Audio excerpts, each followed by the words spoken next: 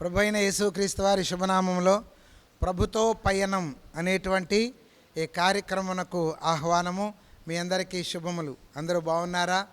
దేవుని మహాకృపను బట్టి మీరు అడుగుతారు మీరు బాగున్నారని. నేను క్షేమంగా బాగున్నాను. మీ దేవుని కృప వలన, మీ అందరి ప్రార్థనల వలన, మీ అందరి కొరకు నేను ప్రార్థన చేస్తూ ఉన్నాను.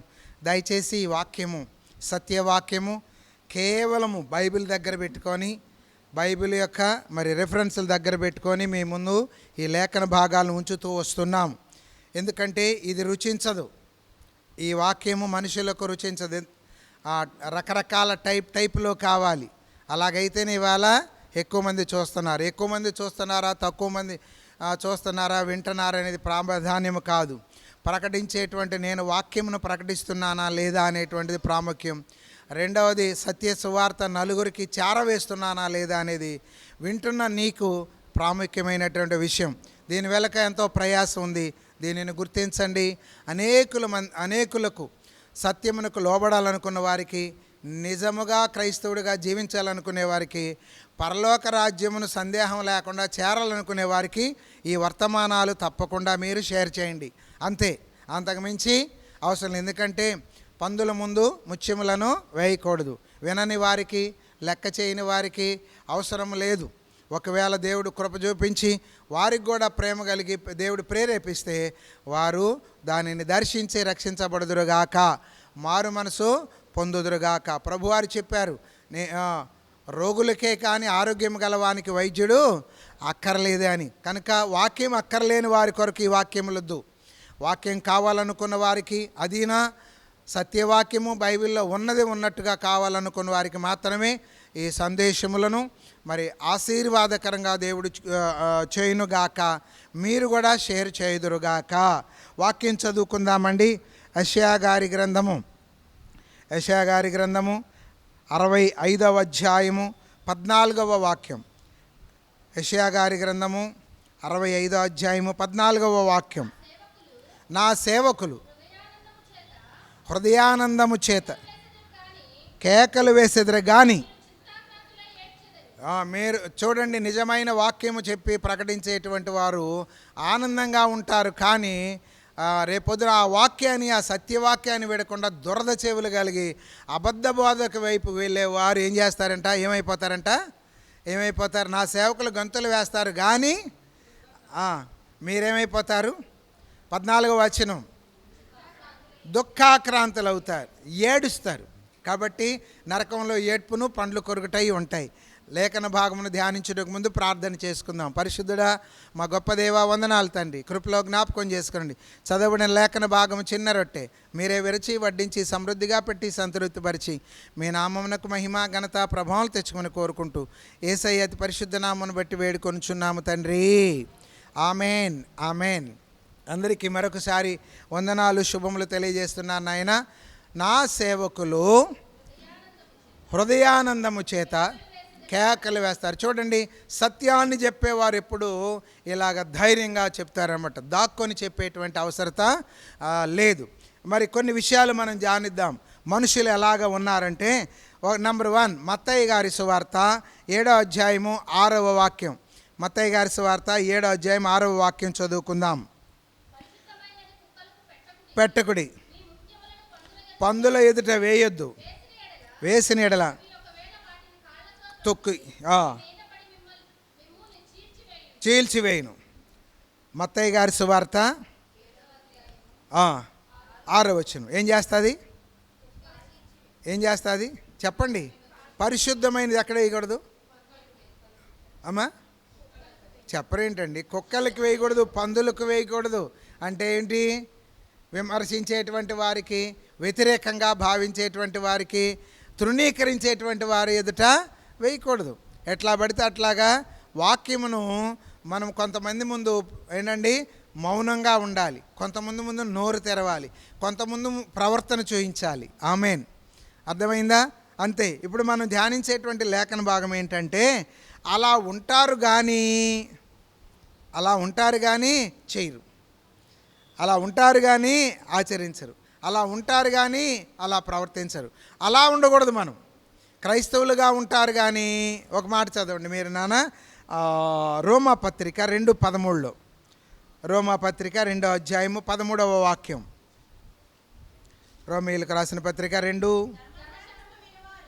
ధర్మశాస్త్రము వినువారు దేవుని దృష్టికి నీతిమంతులు కారు గాని ధర్మశాస్త్రమును అనుసరించి ప్రవర్తించువారే.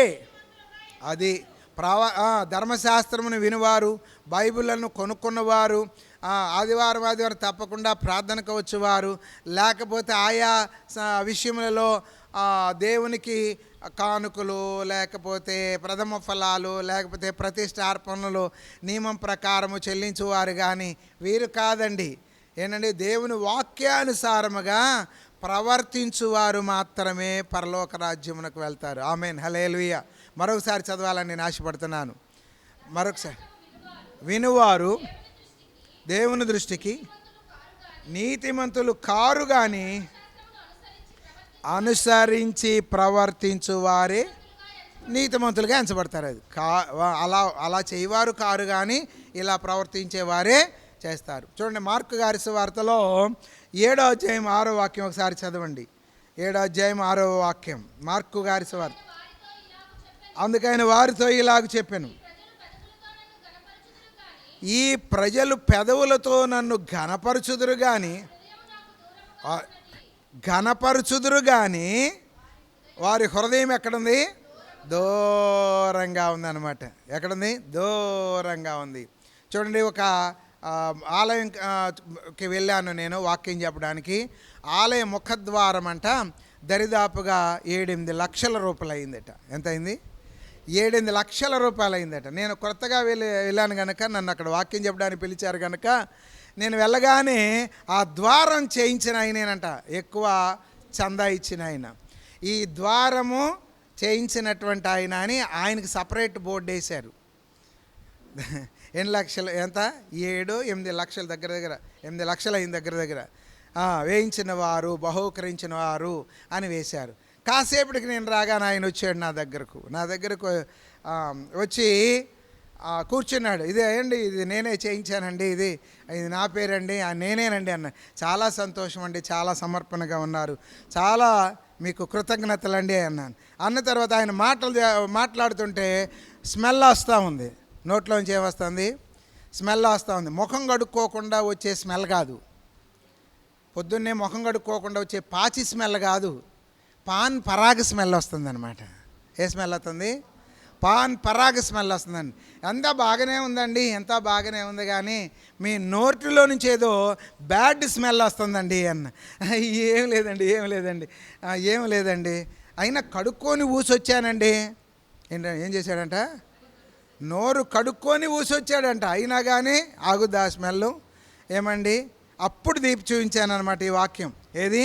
మార్కు గారి సువార్త ఏనండి 7:6 మార్కు గారి సువార్త 7:6 పెదవులతో మీరు గణపరచదు కానీ డబ్బుతో గణపరుస్తారు కానీ.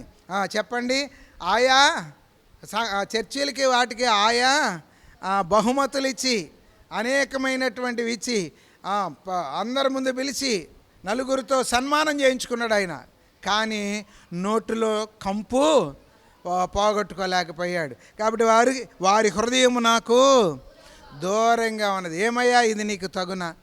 ఇది చేయగలిగినటువంటి చేష్టలేనా అని అడిగినప్పుడు సిగ్గుపడ్డాడు. ఆయన అలా ఊహించాలి. ఏమనుకున్నాడు? శభాష్ బ్రదర్, ఇలాంటి కార్యాలు ఇంకా గొప్పగా చెయ్యాలి. అవి చేయొద్దా? చూడండి, ఒక చోట ప్రభువారు చెప్పారు, వాటిని మానక వీటిని చేయండి అన్నాడు. కొంతమందికి అట్టార్థం అవుతుంది. ఎట్టా? త్రాగుడు మానకుండా ప్రభు పరిచర్య చేయండి అన్నట్టు. వాటిని మానక వీటిని చేయండి. అర్థమైందా? వాటిని మానక వీటిని చేయండి అంటే అప్పుడు చెప్పాడు కదండి. కొంతమంది ఇలా అర్థం చేసుకున్నారు, త్రాగుడు మానకుండానే ప్రార్థనకు, త్రాగుడు పాప వ్యభిచారపు జీవితం, చిన్నిళ్ళు పెద్దిళ్ళు జీవితాలు మారకుండానే ఏమండి ప్రభు కార్యక్రమాలలో అన్నిట్లో పాల్గొనటం, ఇలాగ చాలా మందిరాల్లో కొనసాగుతూ ఉంది. చాలా జాగ్రత్తగా ఉండండి, మెలకువగా ఉండండి, లేకపోతే చాలా భయంకరమైన పరిస్థితులు ఎదుర్కొనవలసినటువంటి పరిస్థితి వస్తుంది. చూడండి, ఘనపరుచుదురు కానీ హృదయం నాకు, చూడండి మరొక మాట చదువుతాను నేను. 7వ అధ్యాయము మత్తయి గారి సువార్త 21వ వచనం. 7:21. ప్రభువా ప్రభువా అని నన్ను పిలుచు ప్రతివాడు పరలోకపు రాజ్యంలో ప్రవేశింపడు కానీ చిత్త ప్రకారము చేయువాడే ప్రవేశిస్తాడు. అర్థమైందా? ఏమని పిలిచేవాడు? ప్రభువా ప్రభువా అని పిలిచేవాడు కాదంట. ఎలాగా? చూడండి, ప్రభువా అని ఇద్దరు పిలిచారు. సుంకరి పిలిచాడు, తర్వాత పరిసయ్యుడు కూడా పిలిచాడు. మరి ఎవరు ప్రార్థన విన్నారు?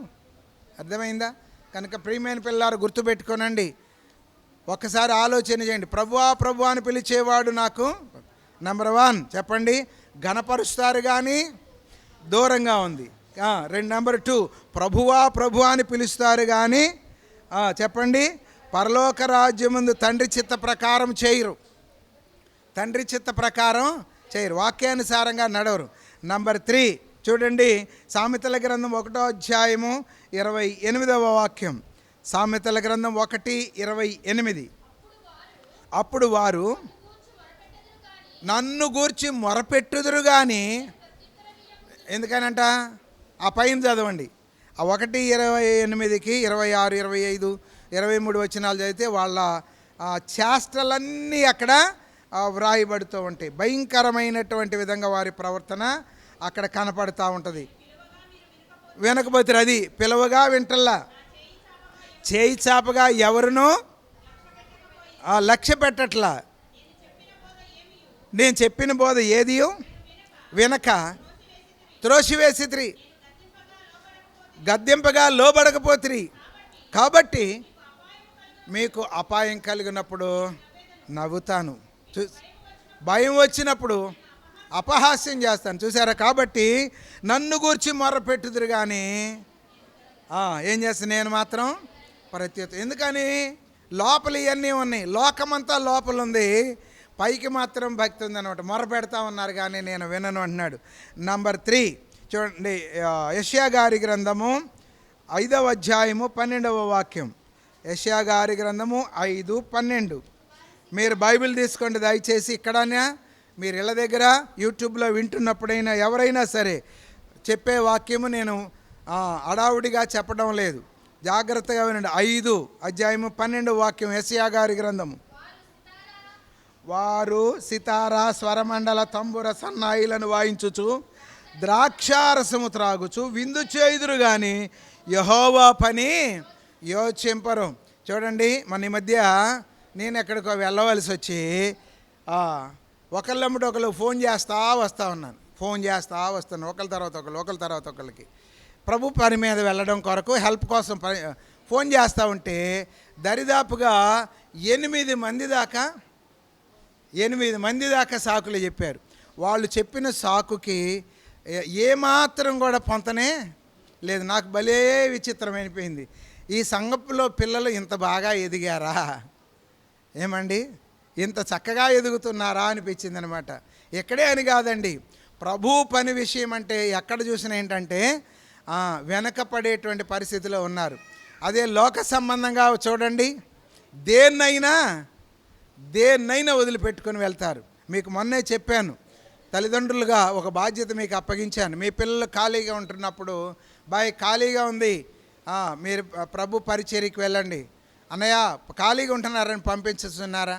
ఏమండి, వాళ్ళు త్రాగుచు తినుచు బెట్టింగులు కట్టుతూ బజార్లమ్మడి తిరుగుతూ ఇంకా ఫ్రెండ్స్తో కలిపి తిరుగుతూ ఏంటండి పెట్రోల్ పోయించి మరీ సొంత ఖర్చులు పెట్టించుకొని మీ పిల్లల్లోనే కొంతమంది పిల్లలు ఇష్టానుసారంగా నడుస్తున్నటువంటి పరిస్థితులు కనపడతా ఉన్నాయి.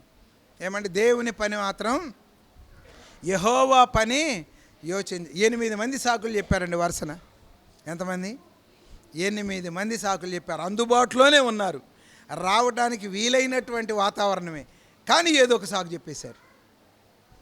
కొన్ని సంవత్సరాల క్రితం ఒక సహోదరులు ఉండేవారు. ఆ సహోదరునికి ఫోన్ చేస్తే చాలు, ఏంటన్నా ఎక్కడికైనా ప్రార్థనకి వెళ్ళాలా అనేవాళ్ళు. ఎక్కడున్నావు నాన్న? విజయవాడలో ఉన్నాను. మరి ఇట్లా ప్రేయర్కి వెళ్ళాలి నాన్న, విజయవాడలో నాకు వద్దులే, ఇంకొకరు చేస్తారు, వద్దు వద్దు వద్దు, పావు గంటలో నీ దగ్గర ఉంటాననేవాడు. అలాగనే పావు గంట 20 నిమిషాలు నా దగ్గర ఉండేవాడు. నాకు భలే విచిత్రం, అదేంటి నాన్న ఎక్కడ విజయవాడ? ఒకసారి అయితే నందిగామలో ఉన్నాడు, నందిగామలో ఉన్నాడు, 30 గంటల నీ దగ్గర ఉంటానన్నాడు, ఉన్నాడు అంతే. నందిగామ నుంచి వచ్చాడు ప్రేయర్, నన్ను తీసుకెళ్ళటానికి. ప్రియమైన పిల్లలు గుర్తుపెట్టుకోనండి, దేవుడు వెక్కిరించబడడు, దేవుడు వెక్కిరించబడడు.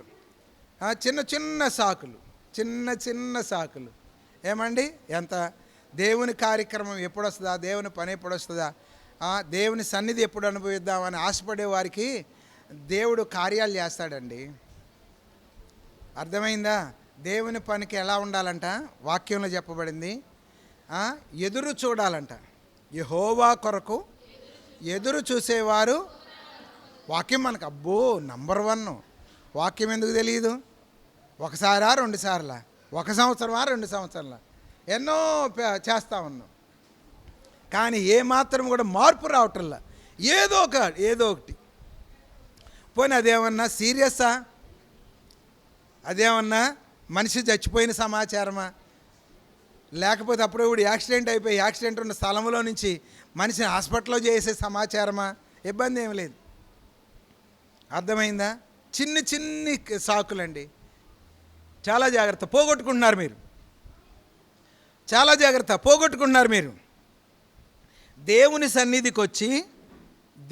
సన్నిధికి వచ్చి కష్టపడుతూ దేవుని కృపను పోగొట్టుకుంటున్నారు, దేవుని దీవెనను పోగొట్టుకుంటున్నారు.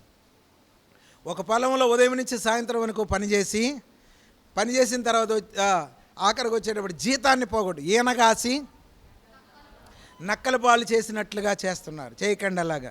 నెంబర్ 1, ఘనపరచుదురు కానీ హృదయం దూరంగా ఉంటుంది, మొరపెట్టుదురు కానీ ప్రత్యుత్తరం దేవుడు ఇవ్వట్లేదు. తర్వాత 3వది, తినుచు త్రాగుచు ఏంటండి, లోక సంబంధమైనటువంటి వాటి కొరకు, చిన్న వాటి కొరకు పరుగులు తీస్తున్నారు, కానీ యెహోవా పని వచ్చి మీరు రెఫరెన్స్లు మీరు రౌండప్ చేస్తున్నారు 5, 12. ఆ తర్వాత 4వది, ప్రభువా అని పిలుచుచున్నారు, కానీ పరలోక రాజ్యానికి వెళ్ళే పిలుపు లేదది. ప్రభువా అని పిలుస్తున్నారు, కానీ పరలోక రాజ్య సంబంధమైన పిలుపుగా లేదు అది. 7 అధ్యాయం మత్తయి గారి సువార్తలో చదివారు కదా. కనుక ప్రియమైనటువంటి దేవుని బిడ్డలారా గుర్తుపెట్టుకోండి. 4, 5వది, దేవుడు మీకు తోడైండునుగాక, యెహోవా మిమ్మును ఆశీర్వదించురుగాక. యెహెజ్కేలు గారి గ్రంథం 7వ అధ్యాయం 26వ వాక్యం, 7:26 చదవండి నాన్న. నాశనము వెంబడి నాశనము కలుగుచున్నది, సమాచారం వెంబడి సమాచారం వస్తున్నది. వారు ప్రవక్త యొక్క దర్శనము కొరకు విచారణ చేయుదురు, కానీ యాజకులు ధర్మశాస్త్ర జ్ఞానులు కాకపోయిరి. విచారణ చేస్తున్నారు, కానీ ఇప్పుడు ఎక్కడ చూసినా ఒక ట్రెండ్ నడుస్తుంది నాన్న. ఏంటి తెలుసా? ఏమండి, మేము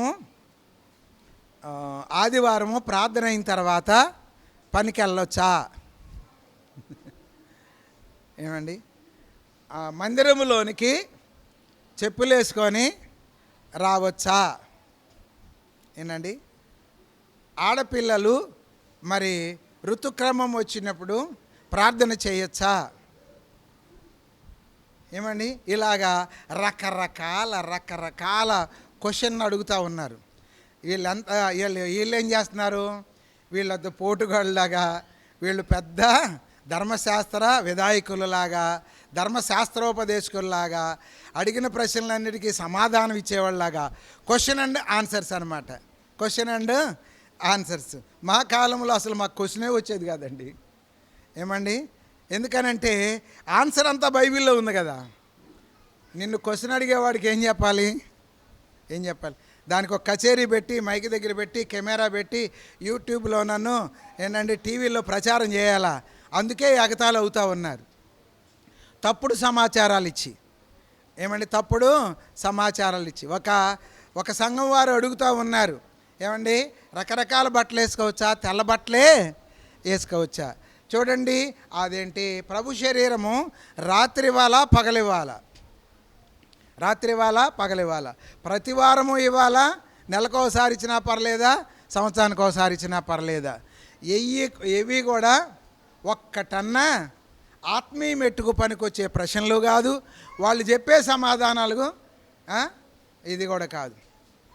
ఒక విగ్గు పెట్టుకున్నటువంటి సేవకుడిని, ఏమండి పాస్టర్ గారు విగ్గులు పెట్టుకోవచ్చా అని అడిగే క్వశ్చన్ అడిగే విశ్వాసలేడు, విగ్గులు పెట్టుకోవచ్చా అని అడిగే విశ్వాసలేడు.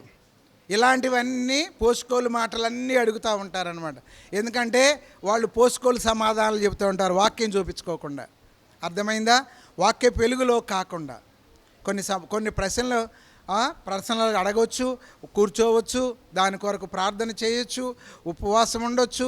అవి పర్సనలైజ్, దాన్ని ప్రచారం చేయాల్సినంత అవసరం లేదు. కొన్ని అందరికీ కామన్గా ఉండేవన్నీ బైబిల్లో ఉన్నాయి. అర్థమైందా? కామన్గా ఉండేవన్నీ బైబిల్లో ఉన్నాయి. కానీ పర్సనల్గా ఉండేటువంటివి సేవకునికి నీకు మధ్య, తల్లికి తండ్రికి మధ్య, బిడ్డలకు తల్లిదండ్రులకు మధ్య ఉన్న క్వశ్చన్స్ ఆన్సర్స్. కాబట్టి సేవకుల దగ్గర, దర్శనాలు దొరకని సేవకుల దగ్గర, పరిశుద్ధత లేని సేవకుల దగ్గర, పరిశుద్ధ కుటుంబంగా తన కుటుంబాన్ని కట్టుకొని లీడర్స్ దగ్గర సలహాలు అడగడం ఎంత దుఃఖకరమైన విషయం అంటే, ఎంత పాపభూయిష్టమైనటువంటి పరిస్థితుల్లో. ఎందుకంటే వాళ్ళకి దగ్గర ఏం దొరకదు, చదవండి 7:26లో, యాజకుల దగ్గర అడుగుతారు కానీ కార్యము జరగదు, కార్యం కాదు. అర్థమైందా? చూడండి, ఎవరిని బడి దగ్గరే వాళ్ళ దగ్గర అడిగితే అలాగే ఉంటుంది. లోకస్తుల దగ్గరికి వెళ్తే అడుగుతారు కొంతమంది రకరకాలైనటువంటి డౌట్లు.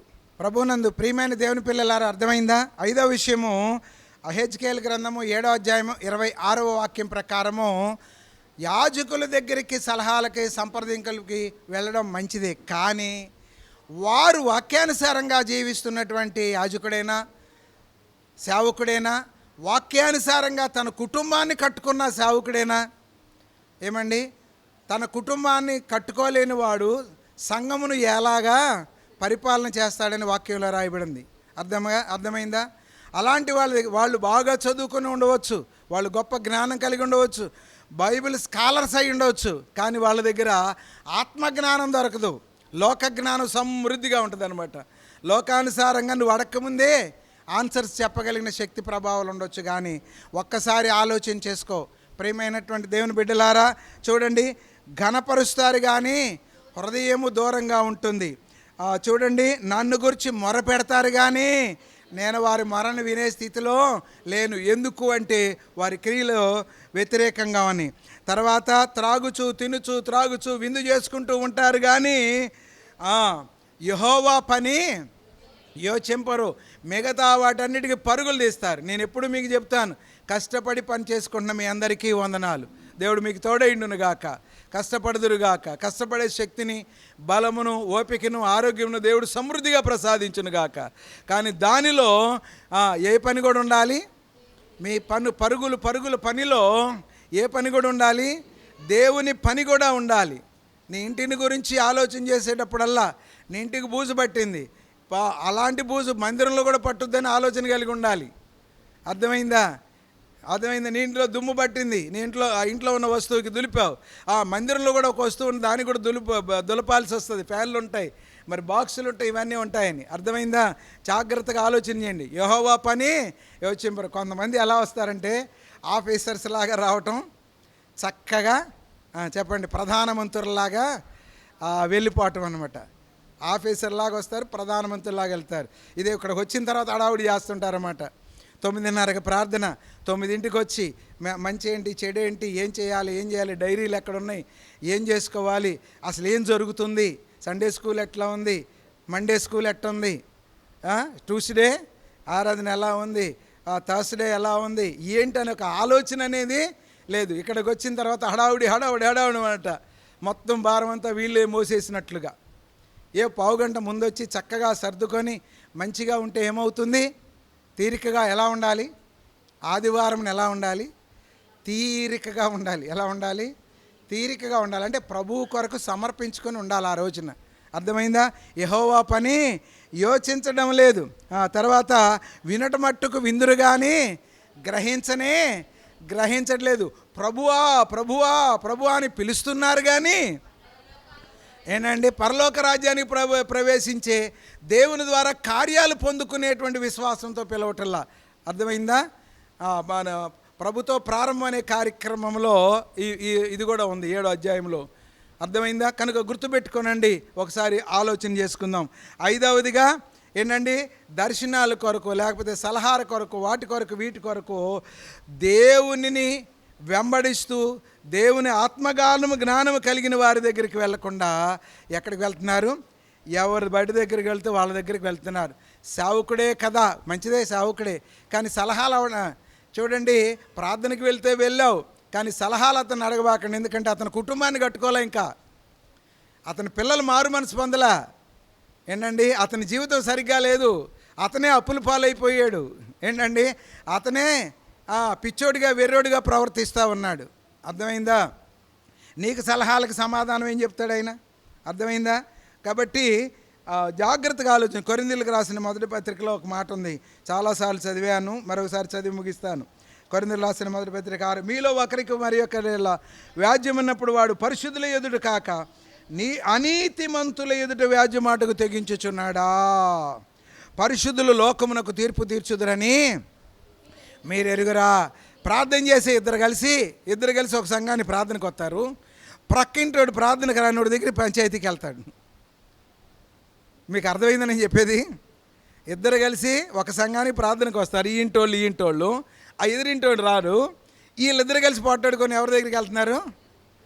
ఆ ఎదురింటోడి దగ్గరికి వెళ్తున్నారు. వాడు అన్నాడు, మీరు ప్రార్థనకి వెళ్ళేవాళ్ళుగా, మీకు బుద్ధి లేదా, జ్ఞానం లేదా అని ప్రార్థనకి వెళ్ళేవాళ్ళు. వాళ్ళకి ఆశ్చర్యం వేస్తుంది, ఏంటి వాళ్ళు ఇట్ట అనుకున్నాం, వాళ్ళు గొప్ప వాళ్ళు అనుకున్నాం, వాళ్ళు అట్ట అనుకున్నాం, వాళ్ళు మంచోళ్ళు అనుకున్నాం, వాళ్ళు పోట్లాడుకోరు అనుకున్నాం అనుకుని వాళ్ళు బిత్తరపోతున్నారనమాట.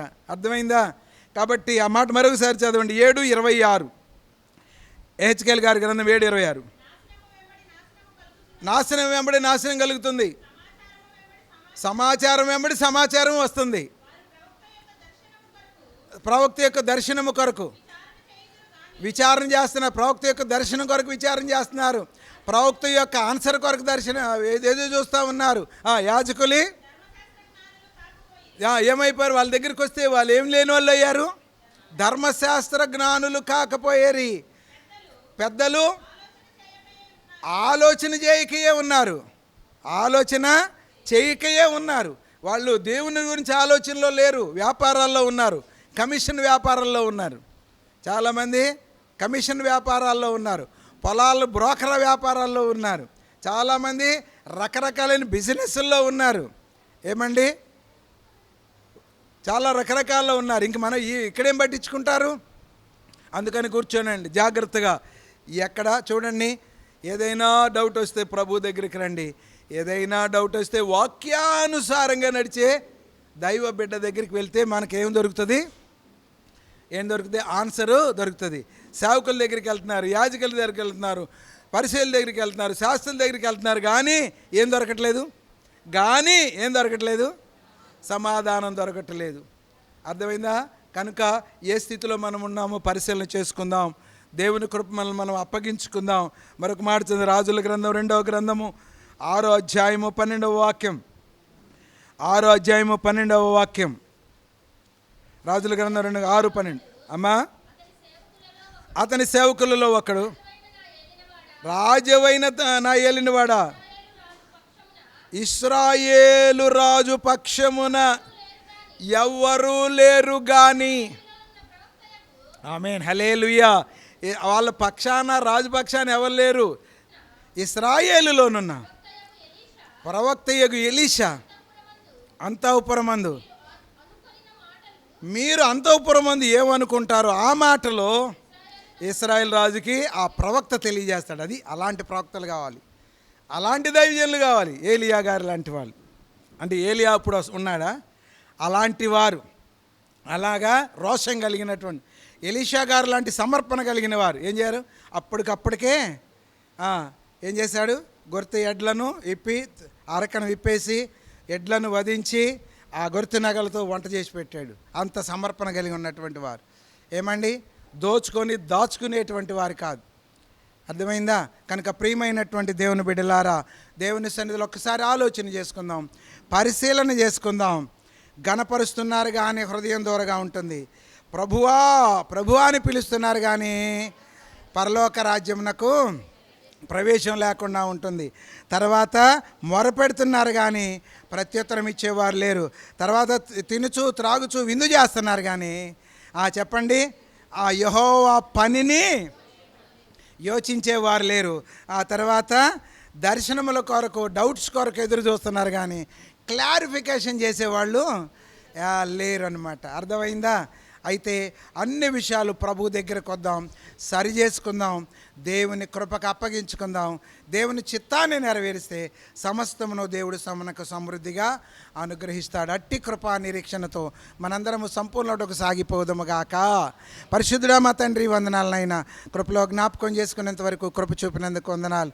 నిజమే ప్రభువా, చేస్తున్నారు కానీ, వస్తున్నారు కానీ, చూస్తున్నారు కానీ, చదువుతున్నారు కానీ ప్రభువా, ఎన్నెన్నో మా ప్రభువా వివరిస్తున్నారు కానీ వారు మీకు దూరంగా ఉంటున్నారు.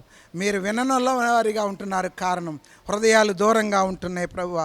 సేవకులు తమ ఇష్టానుసారంగా నడుస్తున్న పరిస్థితిలో ఉంటున్నారు. అట్టి పరిస్థితి నుంచి దూరపరిచి ఆశీర్వాదకరంగా నీ సన్నిధిలో నడిపించబట్టకు సహాయం చేయమని, మీకు దగ్గరగా జరుగుటకు నీ వాక్యములోనికి వచ్చి వాక్యమును పరిశీలించి ప్రభువా నీకు ఇష్టమైతే నన్ను శుద్ధునిగా చేయగలవనేటువంటి మాటను, నాకిష్టమే నీవు శుద్ధుడు కమ్మని చెప్పినట్లుగా, నాకిష్టమే నీవు బాగుపడు, నాకిష్టమే నీవు ఆశీర్వదించబడినట్టు చెప్పగలిగినట్లుగా తండ్రి ఆశీర్వాదంతో వెళ్ళడానికి సహాయం చేయమని యేసయ్య పరిశుద్ధ నామమును బట్టి వేడుచున్నాము తండ్రి. Amen, amen. ప్రేమ దీర్ఘకాలము సహించును, దయ చూపించును. ప్రేమ మత్సరపడదు, ప్రేమ డమ్మముగా ప్రవర్తింపదు, అది ఉప్పొంగదు, అమర్యాదగా నడవదు, స్వప్రయోజనమును విచారించుకొనదు, త్వరగా కోపపడదు, అపకారమును మనసులో ఉంచుకొనదు, దుర్నీతి విషయమై సంతోషపడక సత్యమునందు సంతోషించును, అన్నిటికీ తాలుకొనును, అన్నిటినీ నమ్మును, అన్నిటినీ నిరీక్షించును, అన్నిటినీ ఓర్చును. ప్రేమ శాశ్వత కాలముండును. Amen, amen.